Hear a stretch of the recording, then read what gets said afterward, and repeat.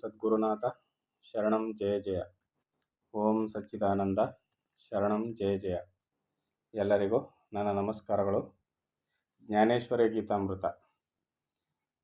ಅರ್ಜುನನಿಗೆ ಶ್ರೀಕೃಷ್ಣ ಪರಮಾತ್ಮನು ಜ್ಞಾನದ ಉಪದೇಶವನ್ನು ಮಾಡ್ತಾ ಇದ್ದ. ಹೇ ಅರ್ಜುನ, ಯೋಗಾರೂಢನಾದವನು ಸಂಶಯವಿಲ್ಲದೆ ಪೂರ್ಣ ಬ್ರಹ್ಮವನ್ನು ಸೇರುವನು.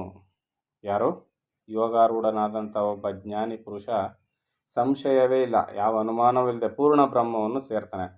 ಈಗ ಅಂತಹ ಪುರುಷನ ಲಕ್ಷಣವನ್ನು ಹೇಳುವೆನು ಕೇಳು. ಆ ಯೋಗಾರೂಢನಾದಂಥ ಆ ಪೂರ್ಣ ಜ್ಞಾನಿಯ ಲಕ್ಷಣ ಹೇಗಿರ್ತದೆ ಅಂತ ನಿನಗೆ ಹೇಳ್ತೀನಿ ಕೇಳು ಅರ್ಜುನ ಅಂತ ಹೇಳಿ ಆ ಯೋಗಿಯ ಲಕ್ಷಣವನ್ನು ವಿವರಣೆಯನ್ನು ಕೊಡ್ತಾನೆ. ಇಂತಹ ಪುರುಷನು ಆತ್ಮಜ್ಞಾನವೆಂಬ ಅಂತಃಪುರದಲ್ಲಿ ಮಲಗಿರುವಾಗ ಇಂದ್ರಿಯಗಳೆನ್ನುವ ಮನೆಗೆ ವಿಷಯಗಳು ಬರುವುದಿಲ್ಲ. ಆತ್ಮಜ್ಞಾನಿಯಾದಂಥ ಯೋಗ ಪುರುಷನ ಆತ್ಮಜ್ಞಾನವೆಂಬ ಅಂತಃಪುರದಲ್ಲಿ ಮಲಗಿರುವಾಗ ಏನು ಹಂಗಾದರೆ ಮಲಗಿರ್ತಾನ ಆ ಆತ್ಮಜ್ಞಾನಿ ಅಂತ ಅಂದರೆ ಇಲ್ಲಿ ಏನು ಹೇಳ್ತಾ ಇದ್ದಾರೆ? ಆತ್ಮಜ್ಞಾನವನ್ನು ಹೊಂದಿದಂತಹ ಯೋಗಿಗೆ ಅವನ ಅಂತಃಪುರದಲ್ಲಿ, ಅವನ ಅಂತಃಕರಣದಲ್ಲಿ ಇಂದ್ರಿಯಗಳು ಎಲ್ಲ ಆಕ್ಟಿವೇಟ್ ಆಗಿರ್ತವೆ. ಇಂದ್ರಿಯಗಳೆಲ್ಲ ಚಟುವಟಿಕೆಯಿಂದ ಕೂಡಿರ್ತವೆ, ಎಲ್ಲ ಕೆಲಸವನ್ನು ಮಾಡ್ತಾ ಇರ್ತವೆ. ಆದರೆ ವಿಷಯ ವಾಸನೆಗಳು ಬರೋದಿಲ್ಲ. ಇದು ಭಾಳ ಇಂಪಾರ್ಟೆಂಟು. ಯೋಗಿಯಾದವನು ಎಲ್ಲ ಕೆಲಸವನ್ನು ಮಾಡ್ತಾನೆ, ಅವನ ಸಕಲ ಇಂದ್ರಿಯಗಳು ಕೆಲಸವನ್ನು ಮಾಡ್ತವೆ. ಆದರೆ ಆ ಇಂದ್ರಿಯಗಳು ಯಾವುವೆ ಅವುಗಳ ಮುಖಾಂತರ ವಿಷಯ ವಸ್ತುಗಳನ್ನು, ವಿಷಯ ಸುಖಗಳನ್ನು ಅನುಭವಿಸಬೇಕು ಅಂತ ಇಂದ್ರಿಯಗಳಿಗೆ ಅದು ಕೆಲಸವನ್ನು ಮಾಡೋದಿಲ್ಲ. ಮನಸ್ಸು ಜಾಗೃತವಾಗಿರುವುದರಿಂದ ಸುಖ ದುಃಖಗಳ ಜಗಳವು ನಡೆಯುವುದಕ್ಕೆ ಸಾಧ್ಯವಾಗದು. ಮನಸ್ಸು ಜಾಗೃತವಾಗಿರುವುದರಿಂದ, ಈಗ ನಮ್ಮಗಳ ಮನಸ್ಸು ಏನಾಗಿದೆ? ಜಾಗೃತವಾಗಿದೆಯಾ? ಜಾಗೃತವಾಗಿ ಇದ್ದಿದ್ರೆ ಸತ್ಯಾಸತ್ಯತೆಗಳನ್ನ ಗುರುತಿಸ್ತಾ ಇತ್ತು ನಮ್ಮ ಮನಸ್ಸು. ಚೆನ್ನಾಗಿ ಅರ್ಥ ಆಗ್ತಿದೆ ಅಲ್ವಾ? ನಮ್ಮಗಳ ಮನಸ್ಸು ಜಾಗೃತೆಯನ್ನು ಹೊಂದಿದ್ದಿದ್ರೆ, ಅದಕ್ಕೆ ಇಲ್ಲಿ ನೀನು ಯಾರು ಅಂತ ಬುದ್ಧನನ್ನು ಒಂದು ಹುಡುಗ ಕೇಳಿದಾಗ ಅವನು ನಾನು ಬುದ್ಧ ಜ್ಞಾನಿ ಅಂತ ಹೇಳ್ಬೋದಿತ್ತು. ಆದರೆ ಆತ ಏನು ಹೇಳ್ದ? ನಾನು ಜಾಗೃತನಾದವನು, ಎಚ್ಚರಗೊಂಡವನು ಅಂತ ಹೇಳ್ದ. ಇಲ್ಲಿಯೂ ಕೂಡ ಅದನ್ನೇ ಹೇಳ್ತಾ ಇರೋದು. ಮನಸ್ಸು ಜಾಗೃತವಾಗಿರುವುದರಿಂದ ಸುಖ ದುಃಖಗಳ ಜಗಳವು ನಡೆಯುವುದಕ್ಕೆ ಸಾಧ್ಯವಾಗದು. ಯಾವಾಗ ಆತ್ಮಜ್ಞಾನದಿಂದ ಅವನು ಜಾಗೃತನಾಗ್ತಾನೋ, ಅಂದರೆ ಸತ್ಯಾಸತ್ಯತೆಗಳನ್ನ ತಿಳಿತಾನೋ, ಅಲ್ಲೇನಾಗುತ್ತೆ? ಸುಖ ದುಃಖ ಈ ವಿಷಯಗಳ ಬಗ್ಗೆ ಅಲ್ಲಿ ಜಗಳ ನಡೆಯೋದಿಲ್ಲ. ಅಂದರೆ ಏನರ್ಥ? ಸುಖವಾದಕ್ಕೆ ಸುಖ ಪಡುವುದು, ದುಃಖ ಬಂದಾಗ ದುಃಖ ಪಡುವುದು, ಈ ವಿಚಾರಗಳ, ಈ ದ್ವಂದ್ವ ನಿಲುವುಗಳ ಈ ಗೊಂದಲಕ್ಕೆ ಅವನು ಒಳಗಾಗೋದೇ ಇಲ್ಲ. ಸುಖ ಯಾವುದು ದುಃಖ ಯಾವುದು ಅನ್ನೋದು ಚೆನ್ನಾಗಿ ಪರಾಮರ್ಶೆ ಮಾಡಿ ನೋಡಿರ್ತಾನೆ ಅವನು. ಅದರಿಂದ ಇಲ್ಲಿ ಅವುಗಳಿಗೆ ಜಾಗವೇ ಇಲ್ಲ. ಒಂದು ವೇಳೆ ಎದುರಾದ ವಿಷಯಗಳೊಡನೆ ಇಂದ್ರಿಯಗಳು ಕರ್ಮ ಮಾಡುವುದಕ್ಕೆ ಸಿದ್ಧವಾದರೂ ಅಂತಃಕರಣವು ಫಲದಲ್ಲಿ ಎಳ್ಳಷ್ಟು ಆಸಕ್ತವಾಗಿರುವುದಿಲ್ಲ. ಇಂದ್ರಿಯಗಳೇನೋ ಕೆಲಸ ಮಾಡ್ತಿರ್ತವೆ, ಬ್ರಹ್ಮಜ್ಞಾನಿಯಾಗಿದ್ರೂ ಇಂದ್ರಿಯಗಳು ಕೆಲಸ ಮಾಡ್ತಿರ್ತವೆ, ವಿಷಯಾಸಕ್ತಿಯನ್ನು ಹೊಂದಿರೋದಿಲ್ಲ. ಅಕಸ್ಮಾತ್ ವಿಷಯಾಸಕ್ತಿಯಿಂದ ವಿಷಯಗಳ ಜೊತೆಯಲ್ಲಿ ಕೆಲಸ ಮಾಡಬೇಕಾಗಿ ಬಂದರೂ ಫಲದ ಅಪೇಕ್ಷೆ ಇರೋದಿಲ್ಲ. ಇದು ಭಾಳ ಮುಖ್ಯ. ದೇಹದಿಂದ ಸಕಲ ವ್ಯಾಪಾರವು ನಡೆಯುತ್ತಿದ್ದರೂ ನಿದ್ರಿತನಂತೆ ಉದಾಸೀನ ವೃತ್ತಿ ಇರುತ್ತದೆ. ದೇಹದಲ್ಲಿ ಈ ಇಂದ್ರಿಯಗಳನ್ನು ಬಳಸ್ಕೊಂಡು ಎಲ್ಲ ವ್ಯಾಪಾರವೂ ನಡೀತಾ ಇರ್ತದೆ. ಆದರೆ ನಿದ್ರೆ ಮಾಡೋವನಿಗೆ ಹೇಗೆ ಯಾವ ಪರಿಭವ ಇರೋದಿಲ್ವೋ ಹಾಗೆ ಇವನು ಆ ಫಲದ ಇಚ್ಛೆ ಇಲ್ಲದೆ, ಫಲಾಕಾಂಕ್ಷೆ ಇಲ್ಲದೆ ಅವನು ಕೆಲಸವನ್ನು ಮಾಡ್ತಾ ಇರ್ತಾನೆ. ಈ ರೀತಿ ಆತ್ಮಭಾವನೆಯಲ್ಲಿಯೇ ಲೀನವಾಗಿರುವವನ ಲಕ್ಷಣವನ್ನು ಏನೆಂದು ವರ್ಣಿಸಲಿ? ಆತ್ಮಜ್ಞಾನಿಯ ಲಕ್ಷಣವನ್ನು ನನಗೂ ಕೂಡ ವರ್ಣಿಸೋದಕ್ಕೆ ಅಸಾಧ್ಯ ಅರ್ಜುನ ಅಂತ ಕೃಷ್ಣ ಹೇಳ್ತಾ ಇದ್ದಾನೆ. ಆತನನ್ನು ಯೋಗಾರೂಢನೆಂದು ನಿಸ್ಸಂದೇಹವಾಗಿ ತಿಳಿಯಬೇಕು.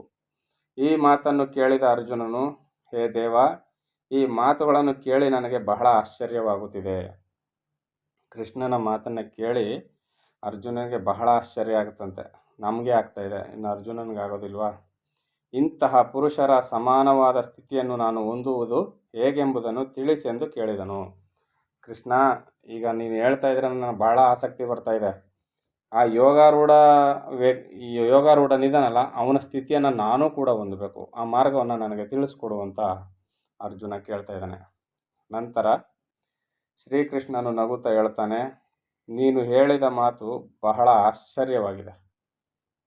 ದ್ವೈತ ಭಾವವು ಹೋದ ಮೇಲೆ ಎರಡನೆಯವರು ಇರಬಲ್ಲರೆ? ವಿಶ್ವವೇ ಬ್ರಹ್ಮಾಕಾರವಾಗುವುದು. ಆಗ ಕೊಡುವವರಾರು, ತೆಗೆದುಕೊಳ್ಳುವವರಾರು? ಕೃಷ್ಣ ಏನು ಹೇಳ್ತಾ ಇದ್ದಾನೆ? ನಿನ್ನ ಮಾತು ನನಗೆ ಭಾಳ ಆಶ್ಚರ್ಯವನ್ನು ತರ್ತಾ ಇದೆ ಅರ್ಜುನ. ಇಲ್ಲಿ ಎರಡೆಂಬುದು ಹೋದ ಮೇಲೆ ಉಳಿಯೋದೇನು? ತಾನೇ ತಾನಾಗಿ ಉಳಿತದೆ. ಅದನ್ನೇ ಇಲ್ಲಿ ಕೃಷ್ಣ ಹೇಳ್ತಾರದು.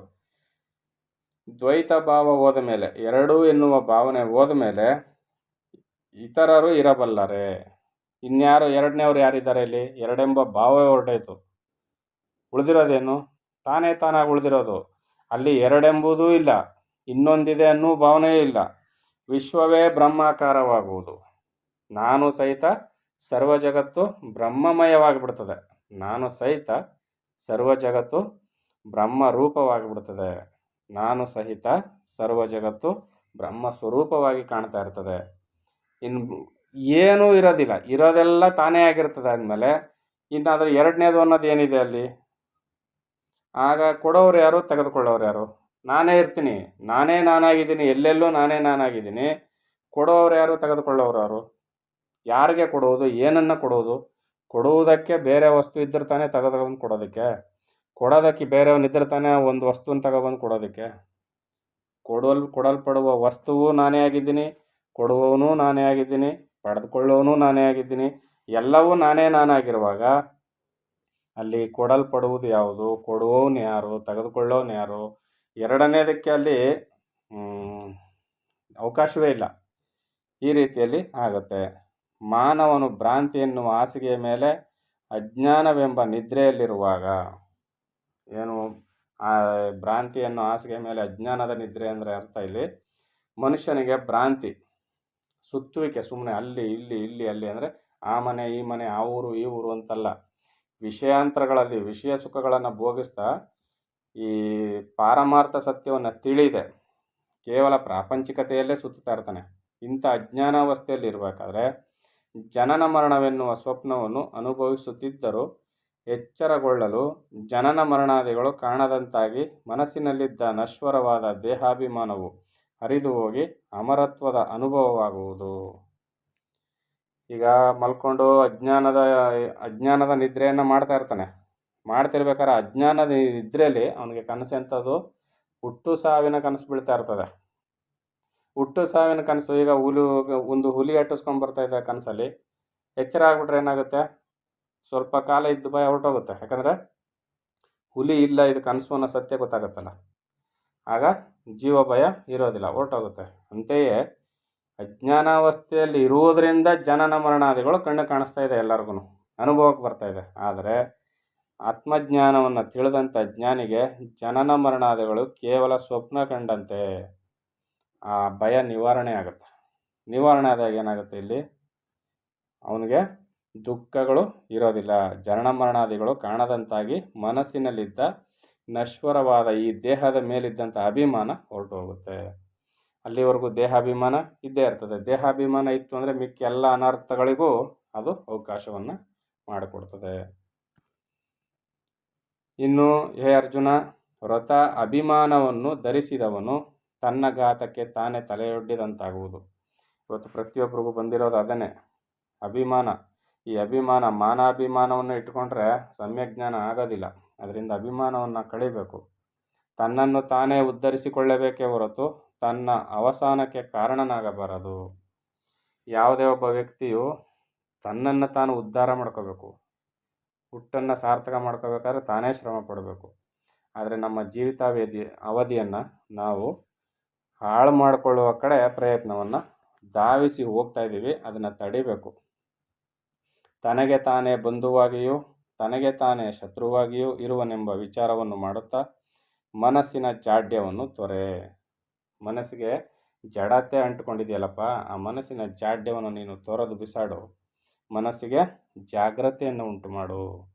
ಜಾಗ್ರನಾಗು, ಎಚ್ಚರವಾಗು ಅಂತ ಇಲ್ಲಿ ಅರ್ಜುನನಿಗೆ ಶ್ರೀಕೃಷ್ಣನು ಹೇಳ್ತಾ ಇದ್ದಾನೆ. ಇನ್ನು ಮುಂದಿನ ವಿಚಾರವನ್ನು ಮುಂದಿನ ಆಡಿಯೋದಲ್ಲಿ ನೋಡೋಣ. ಎಲ್ಲರಿಗೂ ಒಳ್ಳೆಯದಾಗಲಿ. ಓಂ ಸದ್ಗುರುನಾಥ ಶರಣಂ ಜಯ ಜಯ. ಓಂ ಸಚ್ಚಿದಾನಂದ ಶರಣಂ ಜಯ ಜಯ. ಹರಿ ಓಂ ತತ್ಸತ್. ಹರಿ ಓಂ ತತ್ಸತ್. ಹರಿ ಓಂ ತತ್ಸತ್.